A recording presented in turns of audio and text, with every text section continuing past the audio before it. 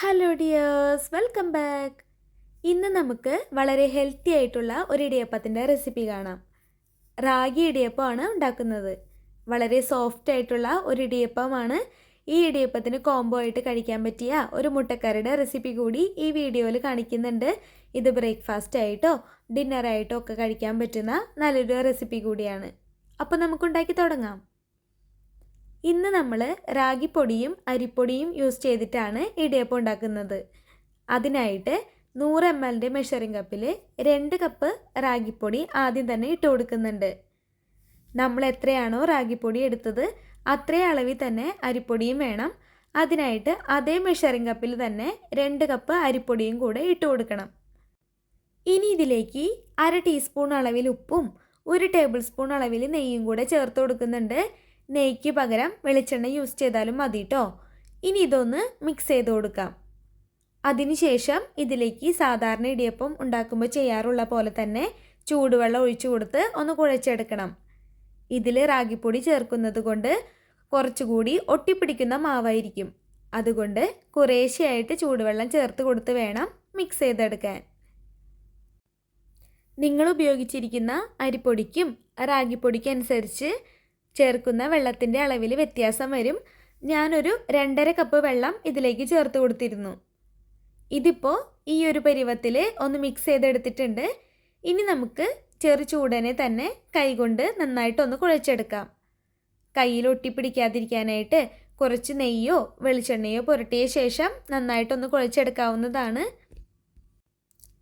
ഇപ്പോൾ ഇതുപോലെ നല്ല സോഫ്റ്റായിട്ട് കുഴച്ചെടുത്തിട്ടുണ്ട്. ഇനി നമുക്ക് ഇടിയപ്പം ഉണ്ടാക്കാനായിട്ട് സേവനാഴിയിലേക്ക് ഇട്ട് കൊടുക്കാം. എന്നിട്ട് ഇതൊന്ന് ചുറ്റിച്ചെടുക്കാം. ഇനി നമുക്ക് ഇടിയപ്പം ഉണ്ടാക്കാം. ഇടിയപ്പ തട്ടിലേക്കോ അല്ലെങ്കിൽ ഇതുപോലെ വാഴയില ചെറിയ ചെറിയ പീസസ് ആക്കി മുറിച്ച് അതിലേക്കോ ഒന്ന് ചുറ്റിച്ചെടുക്കാവുന്നതാണ്. വാഴയിലയിൽ ഇടിയപ്പം ഇതുപോലെ ഉണ്ടാക്കിയെടുക്കുന്നതിന് ഒരു പ്രത്യേക ടേസ്റ്റ് ഉണ്ട്. ഇനി ഇതിന് മുകളിലായിട്ട് കുറച്ച് തേങ്ങ ചെരുവിയത് കൂടെ ഇട്ട് കൊടുക്കാം. ഇതുപോലെ തന്നെ എല്ലാനും ഒന്ന് ചെയ്തെടുക്കാം. ഇപ്പോൾ എല്ലാനും ഒന്ന് റെഡിയാക്കി കൊണ്ടുവന്നിട്ടുണ്ട്. ഞാൻ ബാക്കി വന്ന മാവ് കൊണ്ട് ഇടിയപ്പ തട്ടിലും ഒന്ന് ചുറ്റിച്ചെടുത്തിരുന്നു.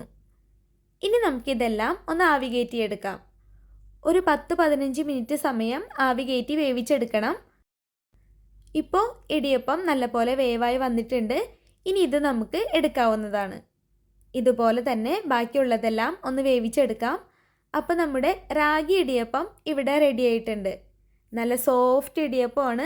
എപ്പോഴും അരിപ്പൊടി കൊണ്ട് തന്നെ ഇടിയപ്പം ഉണ്ടാക്കാതെ അരിപ്പൊടിയുടെ കൂടെ ഇതുപോലെ റാഗി ചേർത്തും ഇടിയപ്പം ഉണ്ടാക്കുകയാണെങ്കിൽ നല്ല ഹെൽത്തിയാണ്. ഡയറ്റ് ചെയ്യുന്നവർക്കും ഹെൽത്ത് കോൺഷ്യസ് ആയവർക്കും ട്രൈ ചെയ്യാവുന്ന നല്ലൊരു ഇടിയപ്പമാണ്. ഇത് കുട്ടികൾക്കായാലും ഒരുപാട് ഇഷ്ടപ്പെടും കേട്ടോ. അപ്പോൾ എല്ലാവരും ഇതൊന്ന് ട്രൈ ചെയ്ത് നോക്കിക്കോളൂ.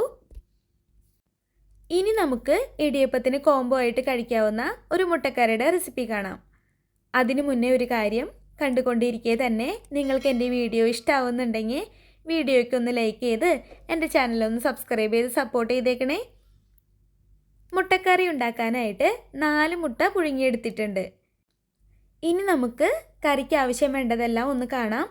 ഒരു മീഡിയം സൈസ് സവോള, ഒരു തക്കാളി, 5 പച്ചമുളക്, ഒരു കഷ്ണം ഇഞ്ചി, 4 വെളുത്തുള്ളി, കുറച്ച് കറിവേപ്പില. ഇതെല്ലാം ഒന്ന് ഇതുപോലെ അരിഞ്ഞ് റെഡിയാക്കി എടുത്തിട്ടുണ്ട്. ഇനി നമുക്ക് വേണ്ടത് കുറച്ച് കാഷ്യൂ നട്ട്സ് ആണ്.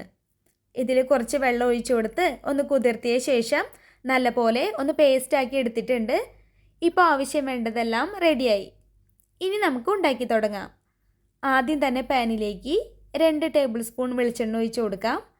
എണ്ണ ചൂടായിട്ട് വരുമ്പോൾ ഇതിലേക്ക് സവോള അരിഞ്ഞത് ചേർത്ത് കൊടുത്ത് ഒന്ന് ഇളക്കി കൊടുക്കാം. സവോള ഒന്ന് സോഫ്റ്റായിട്ട് വരുമ്പോൾ ഇതിലേക്ക് ഇഞ്ചി അരിഞ്ഞതും വെളുത്തുള്ളി അരിഞ്ഞതും പച്ചമുളകും വേപ്പിലയും ചേർത്ത് കൊടുക്കാം. എന്നിട്ടൊന്ന് ഇളക്കി കൊടുത്ത് വഴറ്റിയെടുക്കണം. ഇഞ്ചിയുടെയും വെളുത്തുള്ളിയുടെയും പച്ചമണം മാറി വരുമ്പോൾ ഇതിലേക്ക് ഇനി പൊടികൾ ചേർക്കാം.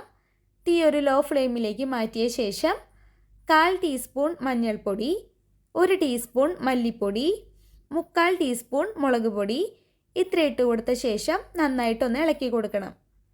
പൊടികളുടെ പച്ചമണമൊക്കെ മാറുന്നത് വരെ ഇതുപോലെ ഒന്ന് ഇളക്കി കൊടുത്ത് മൂപ്പിച്ചെടുക്കാം. അതിനുശേഷം നമുക്ക് തക്കാളി അരിഞ്ഞത് ചേർത്ത് കൊടുക്കാം. എന്നിട്ട് ഒന്ന് മിക്സ് ചെയ്ത ശേഷം ഒരു 3/4 ടീസ്പൂൺ അളവിൽ ഉപ്പ് കൂടെ ചേർക്കാം.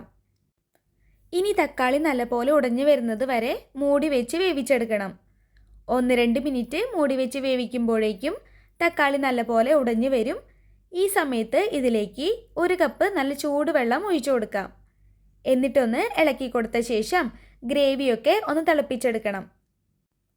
ഗ്രേവി നല്ലപോലെ തിളച്ച് വന്ന് കഴിയുമ്പോൾ ഇതിലേക്ക് 1/2 ടീസ്പൂൺ അളവിൽ ഗരം മസാല ചേർത്ത് കൊടുക്കാം.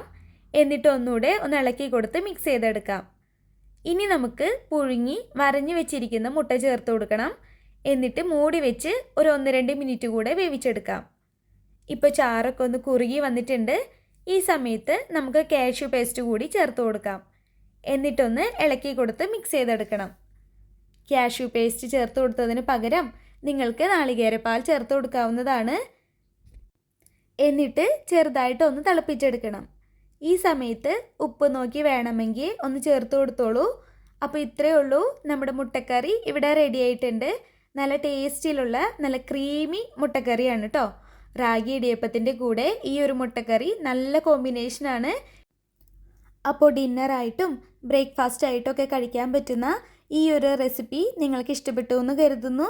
അപ്പോൾ എല്ലാവരും ഒന്ന് ട്രൈ ചെയ്ത് നോക്കിയിട്ട് അഭിപ്രായങ്ങൾ അറിയിക്കും കേട്ടോ. അപ്പോൾ അടുത്തൊരു റെസിപ്പി വീഡിയോ ആയിട്ട് നമുക്ക് വീണ്ടും കാണാം. അതുവരേക്കും ബൈ ബൈ. Thank you.